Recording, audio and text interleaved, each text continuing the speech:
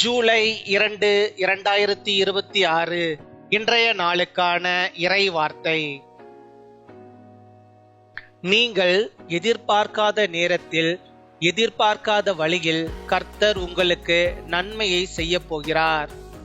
At an unexpected time and through an unexpected way, the Lord is about to bless you.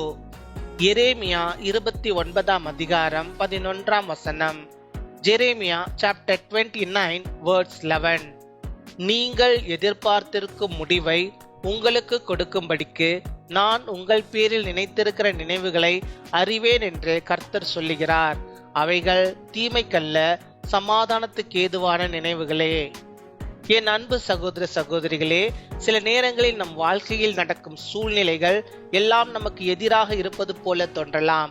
நாம் எதிர்பார்த்த கதவுகள் மூடப்படலாம், நாம் நம்பியவர்கள் ஏமாற்றலாம். ஆனால் தேவன் உங்களுக்காக வைத்திருக்கும் திட்டம் இன்னும் செயல்பாட்டில் தான் இருக்கிறது.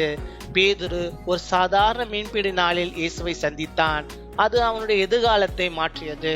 அதே போல நீங்கள் சாதாரணம் என்று நினைக்கும் ஒரு நாளை தேவன் அசாதாரண ஆசீர்வாதத்தின் நாளாக மாற்ற முடியும். நீங்கள் எதிர்பார்க்காத இடத்திலிருந்து உங்கள் பதில் வரப்போகிறது. For I know the plans I have for you, declares the Lord, plans to prosper you and not to harm you, plans to give you hope and a future. பின்வரும் ஜெபத்தை நாம் அனைவரும் சேர்ந்து ஏறெடுப்போம். அன்பான பரலோக தந்தையே, எங்கள் வாழ்க்கைக்காக நன்மையான திட்டங்களை வைத்திருக்கும் தேவனே, உம்மை ஸ்தோத்தரிக்கிறோம். கர்த்தாவே, எங்கள் பயங்களை நீக்கி உம்முடைய திட்டங்களில் நம்பிக்கை வைக்க உதவும்.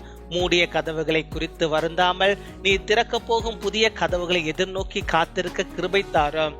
கர்த்தாவே, இந்த நாளில் எங்கள் வாழ்க்கையில் உமது நன்மையும் கிருபையும் வெளிப்படுத்தி எங்களின் ஆசீர்வாதத்தின் சாட்சிகளாக மாற்றும். நோயாளிகளை தொட்டு பூரண சுகத்தை அருளும். வேலை தேடியவர்களுக்கு புதிய வாய்ப்புகளை திறந்தருளும்.